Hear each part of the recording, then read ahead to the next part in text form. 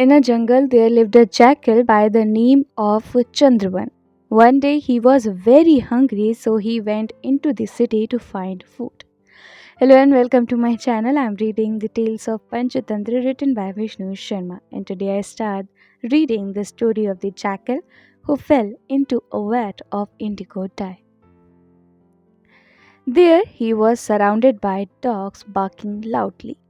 They set upon him and wounded him with their sharp teeth. To save his skin, he ran into a dyer's house. A big vat of indigo dye was lying there, and he jumped, and consequently, his whole body was dyed indigo. He no longer looked like a jackal. When he came out, the dogs were unable to recognize him and ran off in all directions, terrified. The jackal himself went back to the jungle. The indigo dye would not come off.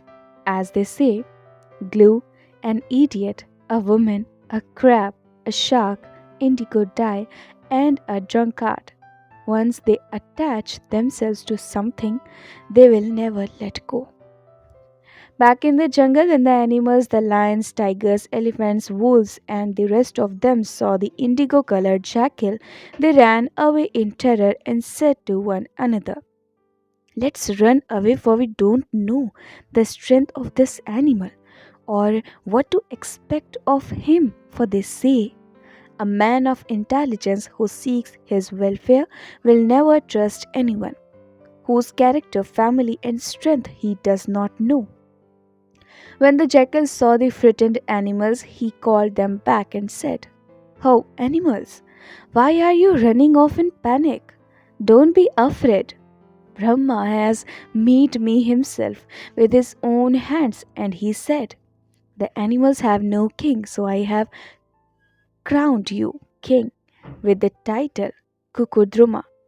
Go to the earth and protect them well." The jackal continued, "And so that's why I have come here. Live in my kingdom.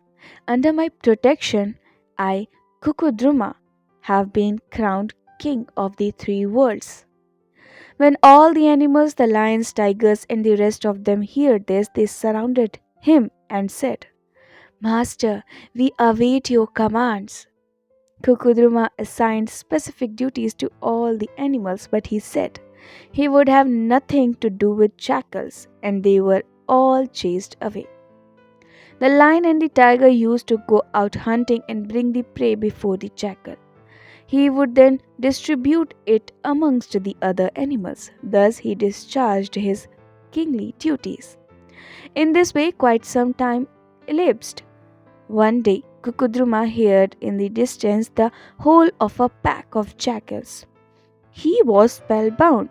His eyes filled with tears of joy. He stood up and began to howl. When the lion and the other animals heard him howl, they realized that he was only a jackal, and they lowered their heads in shame. One for a moment did they remain in this attitude. Then they said angrily to each other, "This despicable jackal has fooled us. We will kill him." When Kukudruma heard this, he tried to escape, but was torn in pieces on the spot and killed.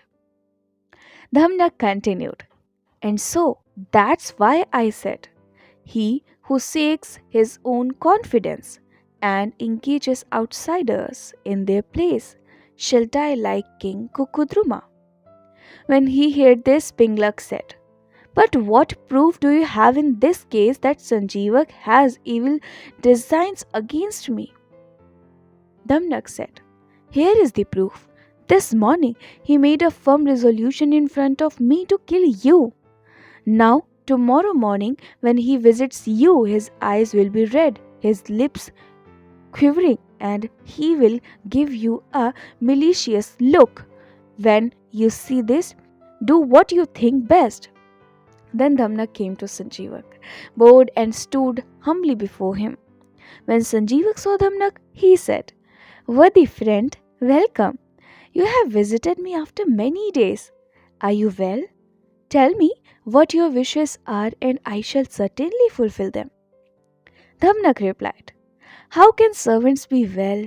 They say the poor, the sick, fools, exiles, and servants who had to serve all their lives, all these, although living, are in reality dead.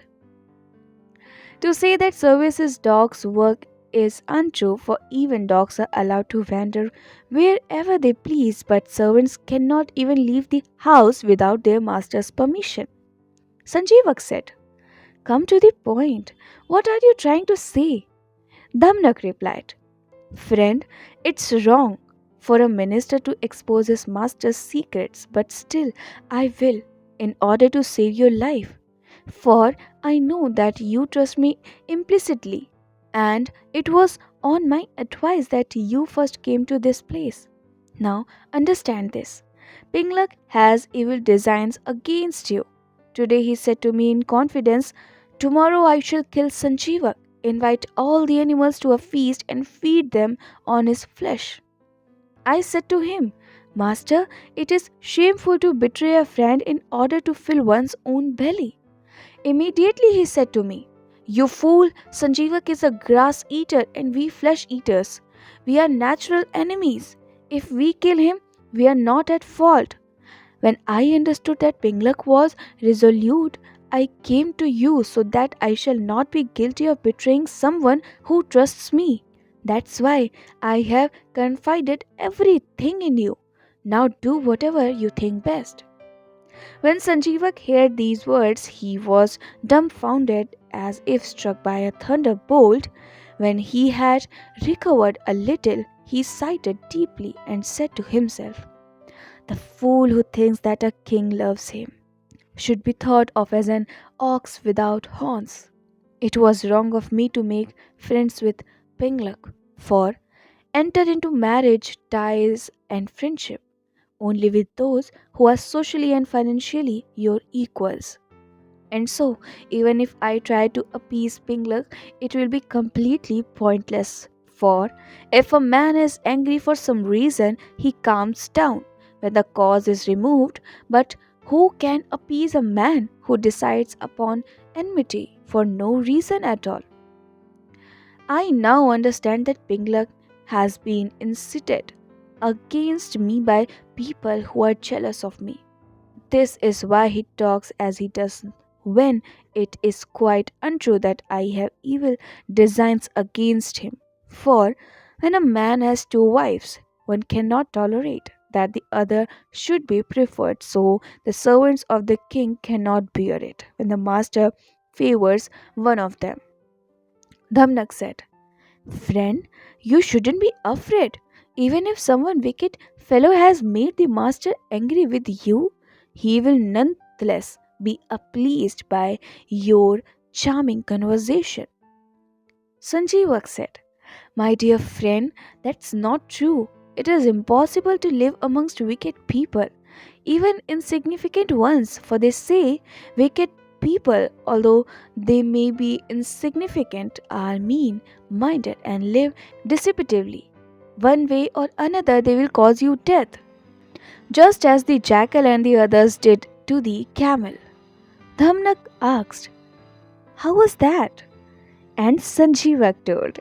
Now, what Sanjeevak told, I'll tell you in my next video. Till then, keep listening beautiful stories and keep smiling.